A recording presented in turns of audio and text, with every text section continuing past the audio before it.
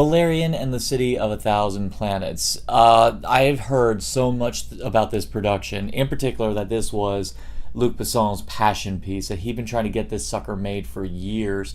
And the sad part is you can see the time and the effort that went into making this film. Visually, this film is a marvel. I mean, this one is definitely in the same league as movies like Avatar. I would even say definitely right up there with The Fifth Element. Matter of fact, I even heard one of the things that intrigued me about this movie was finding out that possibly that it was in the same universe as The Fifth Element. One could possibly surmise that one of his early influences for The Fifth Element was the original comic that this was based on, that Valerian was based on. So you can see the passion that went into making this film. Every single frame of this film is very lovingly crafted. The CGI is absolutely breathtaking. The creature designs are amazing. This is a universe I would love to live in. I remember watching The Fifth Element and thinking the same thing. I was like, this is a universe I would love to live in. And Valerian, same thing. Valerian and Laureline is a graphic novel series which I believe is pretty much mainly prominent over in Europe, so it's not very highly played over here. And it's a shame that this movie wasn't promoted to a level that it should, because who knows, we probably, much like how Tintin, we ended up getting trade paperbacks of that. It would have been nice to actually see the trades of this one, because I'm always interested. I mean, because who knows, they might have actually nailed it. I can't exactly judge this movie as an adaptation. I can only judge this movie on its own merits, because the good, I will say, is worthy enough for you to devote your time to it. Like I said, all the aliens, all the alien civilizations, all the whole city of Alpha is gorgeously executed. The movie kicks off with this absolutely breathtaking montage of this alien civilization. The planet's called Mule, M-U-L, with two little dots above the U.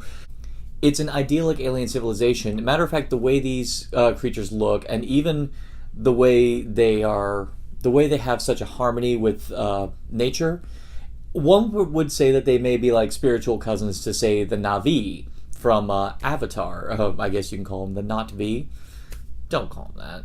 I was really happy to see that the major plot focused on this alien civilization from the beginning of the movie, because they do such a good job establishing what a beautiful species they are and how vital it is that they survive. It is a wonderful thing, because honestly, and this is where we're getting into the bad, the leads they're so thoroughly unappealing. I really like Dane DeHaan in both the movies I saw. He was incredible in Chronicle. I want to see Kill Your Darlings, the film he did with Daniel Radcliffe, but I heard he was excellent in that. But this film, he was seriously out of his league. This was not the star vehicle I would have chosen for him. And it leads you to wonder what motivated casting him. I mean, of course, I wasn't there for the casting process. Who knows? He could have gotten cast first, and they may have cast Cara Delevingne afterwards. Cara Delevingne carried herself much better. Actually, I would definitely say fared a lot better than her epileptic seizures that she was having on Suicide Squad. I mean, I think she fared a lot better in this film. Valerian kind of represented that stereotypical toxic masculinity, which, if you've ever met anyone who kind of lives by that principle, you kind of look at Dane DeHaan and the way he's doing this performance, it kind of feels like that's the kind of toxic masculinity you run into every day. So it was a kind of unappealing. It's setting him up to be a bit of a player in the beginning, and from what the research I did do about Valerian in the comics, it's said that Valerian and Laureline are Gomez and Morticia practically, as far as like how mad for each other they are. Either they're just setting up the lead-in into that relationship, but to be dead honest, I was never feeling that that's where their relationship was, where they were just like so crazy mad nuts for each other. I wasn't feeling that. I definitely got the vibe that they work really well together. That is one thing I will say. They definitely work well together as agents, but I was never feeling anything beyond that. Honestly, it's kind of creepy, but they actually look more like brother and sister, so they kind of... I think I just made it creepier. Oh. Now, with them setting up all the alien worlds and all that, and all the great visuals, there was another major problem with this movie. The narrative structure was... You got the vibe that Luc Besson was just trying to throw in everything in the fear that this may not kick off a franchise, and I just want to throw in every idea I've got just because I want to do it. and not risk the potential of not being able to do it later, because there is a 45-minute chunk in this movie that could have easily been cut off. Sorry to say, but now I'm going to get into the first time you meet Laureline and Valerian. There's an excellent sequence involving parallel dimensions on the same plane, physical plane, and it's actually really cool, and it's very well conceived, and it's actually very well executed. Then there's another one. There's an excellent chase sequence, a lot of it involving one single shot, and that was great to watch. But unfortunately, it segues into this whole chunk of the movie where first Laureline is tracking down Valerian, and it involves this crazy sequence underwater, which frankly goes nowhere, and there's no real tension in it, so why bother? And then when she finds Valerian, she gets captured, and what happens with her is so thoroughly ridiculous and so utterly pointless. I just genuinely felt like this could have either been shaved off completely, saved for a later film, or I don't know. It was so ridiculous. I just said get rid of it. It was just not working. Clive Owen is the villain of the piece, and to the credit, what little characterization there is, you get the vibe of why he did it, but you don't really get a chance to really.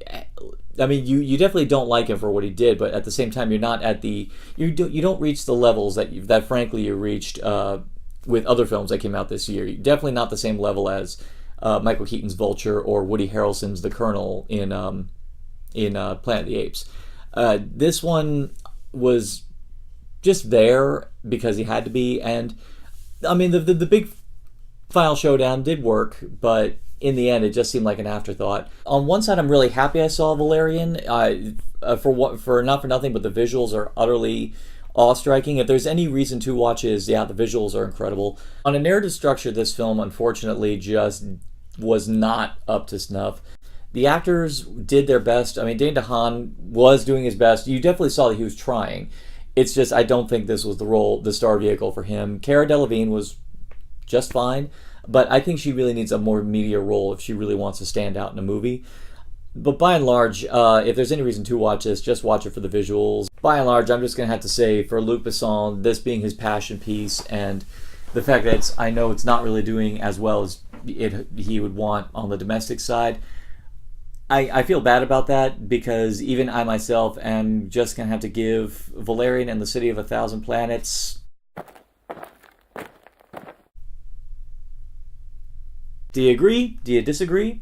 Do you think this film may be this new underrated gem that potentially could be on the same par with The Fifth Element? Do you think that Luc Besson maybe should consider getting off the Michael Bay style over substance bandwagon and get back to doing stuff like The Professional? And for more addictive content on Narcotic Casserole, just like, share, subscribe, click, and thou shalt be served.